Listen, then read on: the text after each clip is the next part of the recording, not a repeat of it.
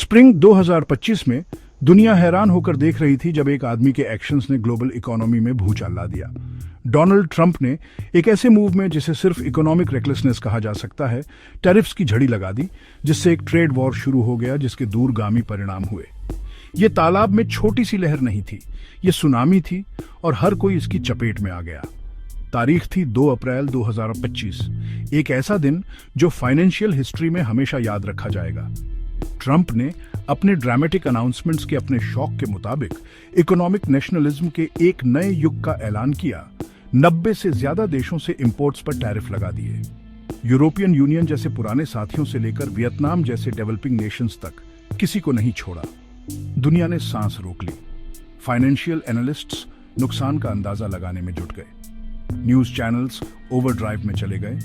उनकी स्क्रीन पर डरावनी हेडलाइंस फ्लैश हो रही थी। एक ग्लोबल इकोनॉमिक क्राइसिस का मंच तैयार हो गया था और अनिश्चितता के एक अगस्त पूर्व दौर का पर्दा उठने वाला था। इससे पहले कि हम आगे बढ़े उस केओस में जो हुआ, आइए उस हथियार को समझते हैं जिसे चुना गया, टैरिफ। आसान भाषा में टैरिफ एक टैक्स है जो दूसरे देश से इंपोर्ट किए गए सामान पर लगाया जाता है। इसे एक बॉर्डर वॉल की तरह समझो, लेकिन ईंटों और गारे की बजाय ये कैश के ढेर से बनी है। अब टैरिफ अपने आप में बुरे नहीं होते।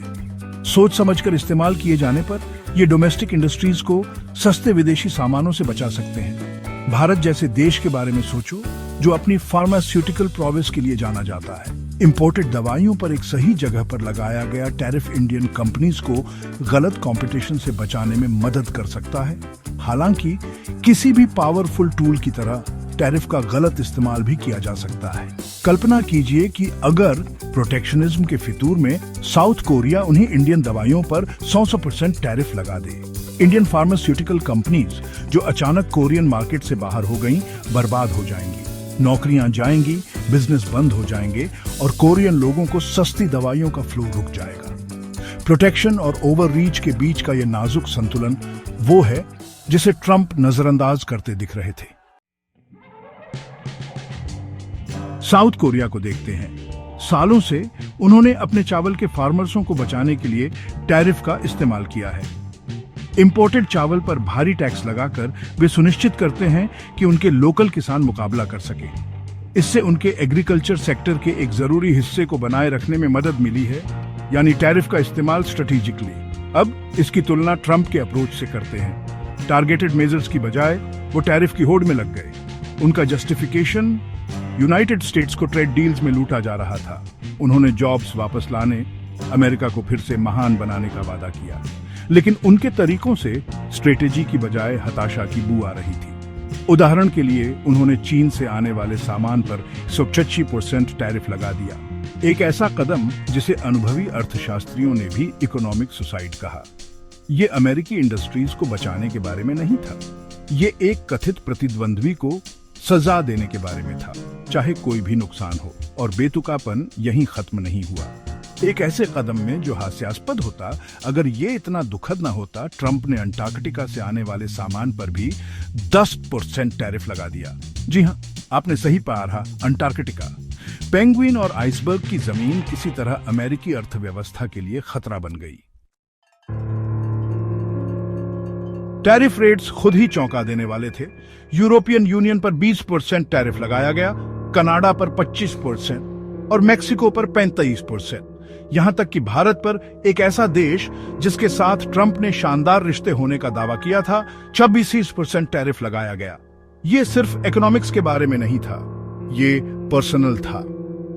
ट्रंप, जो अपनी चिड़चिड़ाहट और रंजिश रखने के लिए जाने जाते हैं, ऐसा लग रहा था कि टैरिफ का इस्तेमाल एक हथियार के रूप में उन लोगों को सजा देने के लिए कर रहे थे जिन्होंने उनसे असहमत होने की हिम्मत की। ग्लोबल कम्युनिटी डर के मारे देखती रही, क्योंकि ट्रंप जैसे चाइने की दुकान में सांड इंटरनेशनल ट्रेड के नाजुक इकोसिस्टम में तोड़फोड़ मचा रहे थे।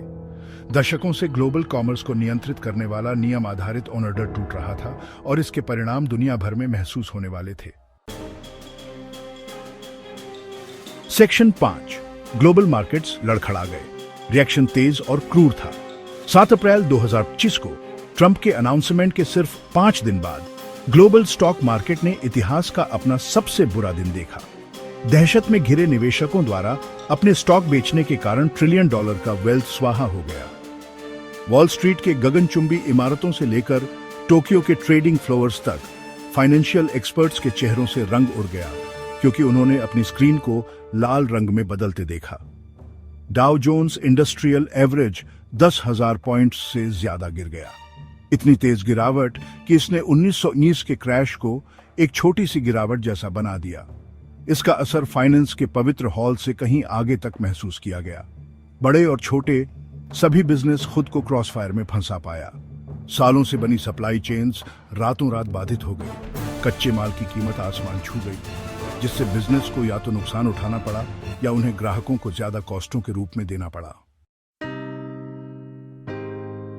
सेक्शन 6 पुराने मंदी की गूंज। जैसा कि कहते हैं, इतिहास खुद को दोहराने की गंदी आदत रखता है, और ट्रंप के टैरिफ के मामले में पिछली आर्थिक आपदाओं की गूंज बहरी कर देने वाली थी।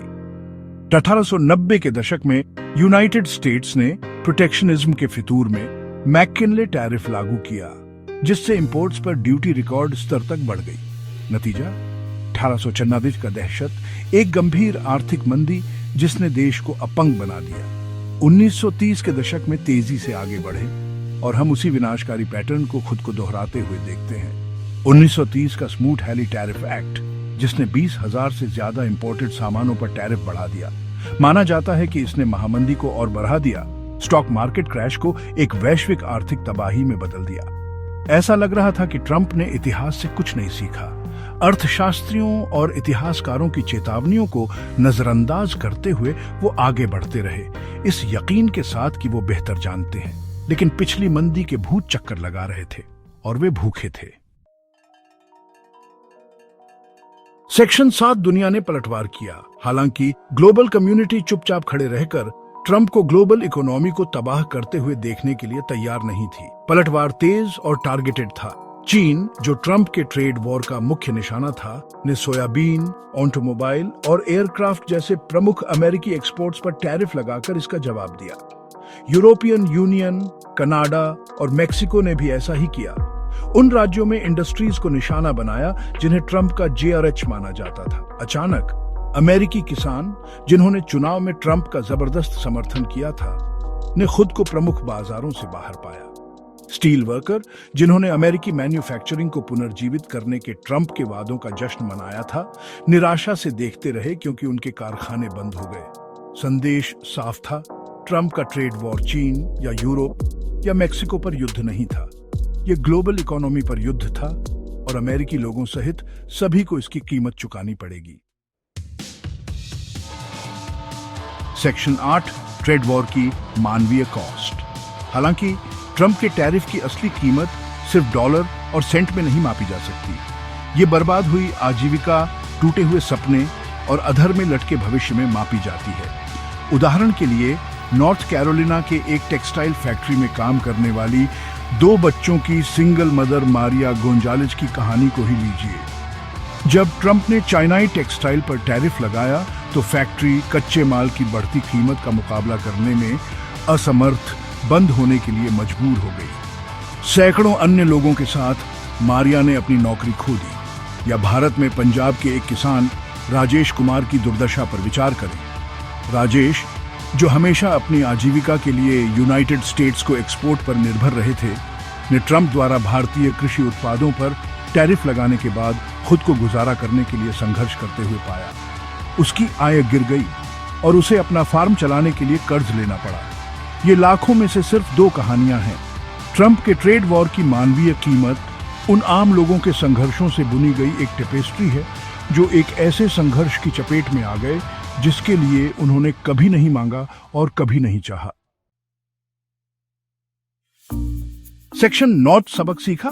जैसे ही ट्रंप के ट्रेड वॉर के मलबे पर धूल जमती है, एक सवाल रह जाता है, क्या कोई सबक सीखा गया? क्या दुनिया को आखिरकार प्रोटेक्शनिज्म की मूर्खता, ग्लोबल इकोनॉमी की परस्पर जुड़ी हुई प्रकृति और टकराव पर सहयोग की जरूरत का एहसास हुआ? केवल समय ही बताएगा। लेकिन एक बात पक्की है, इस खुद से लगाए गए जख्म के निशान ठीक होने में सालों, यहाँ तक कि दशकों लगेंगे, और ट्रंप के टैरिफ के भूत ग्लोबल फाइनेंस के गलियारों में भटकते रहेंगे। ग्लोबल इकोनॉमी की नाजुकता और इकोनॉमिक रेकलेसनेस के खतरों की एक कड़ी याद दिलाते हैं। चुनाव हमारा है, क्या हम अतीत की गलतियों से सीखेंगे या हम उन्हें दोहराने के लिए अभिशप्त हैं? इसका जवाब सचमुच हमारी दुनिया के भविष्य का फैसला कर सकता है।